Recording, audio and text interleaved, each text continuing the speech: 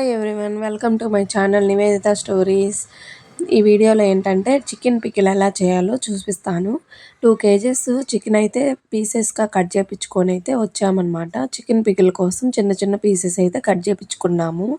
మీకు కావాలనుకుంటే కొంచెం పెద్ద సైజెస్ అయితే కట్ చేయించుకొని వచ్చుకోండి. అవి ఫ్రై అయిన తర్వాత చిన్నవి అయితే అయిపోతాయి కదా.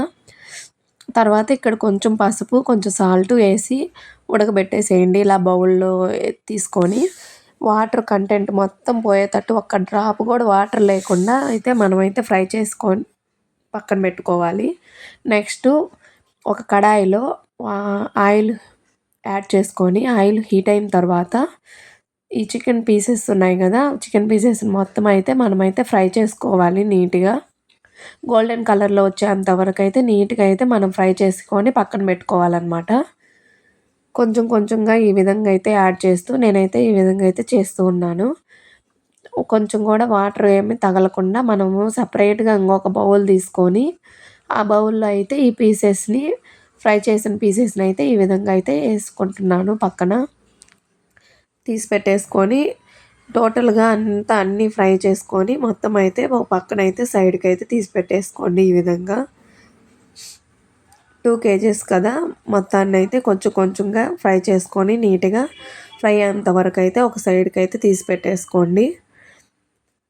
తర్వాత దీనికోసము అదే ఆయిల్లో మనము అల్లం వెల్లుల్లి పేస్ట్ కూడా ఫ్రై చేసుకోవాలన్నమాట. ఈ విధంగా మొత్తం తీసేసుకున్న తర్వాత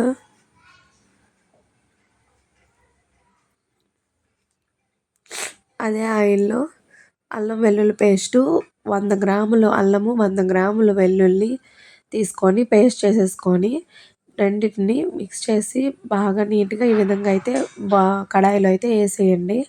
బాగా హీట్ అయ్యేంత వరకు, పచ్చివాసన మొత్తం పోయేంత వరకు ఈ విధంగా అయితే ఫ్రై చేసుకోండి. నీట్గా ఈ విధంగా నురుగు అంతా రావాలన్నమాట. బాగా నీట్గా అయితే ఫ్రై చేసి పెట్టేసుకొని అదే కడాయిలో మనము ధనియాల పొడి అయితే చేసుకోవాలన్నమాట.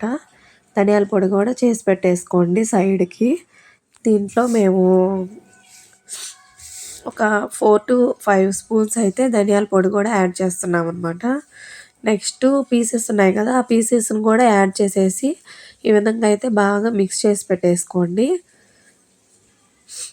నెక్స్ట్ ధనియాల పొడి కూడా వేసుకోండి, 4 to 5 స్పూన్స్ వేసుకొని అయితే ఈ విధంగా అయితే మామూలుగా బాగా మిక్స్ చేసేసుకోవాలి. ముక్కలకి మసాలా అంతా పట్టేంత వరకు అయితే మనం నీట్గా అయితే మిక్స్ చేసుకోవాలన్నమాట.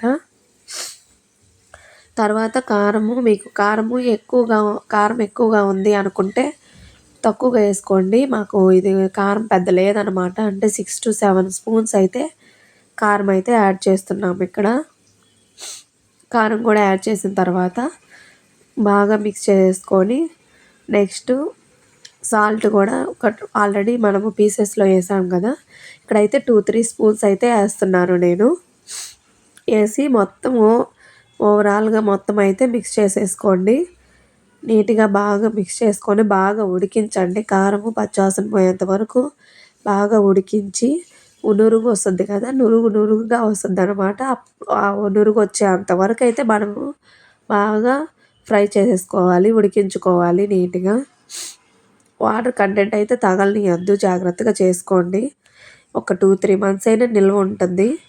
2-3 మంత్స్ ఎందులేండి, మనము ఒక 1 మంత్ లోపే అయిపోనిస్తాం కదా, అంతే అనమాట. ఈ విధంగా అయితే చేసుకోండి. నేను 5 లెమన్స్ అయితే యాడ్ చేశాను దీంట్లో. అంతే. Video bye bye.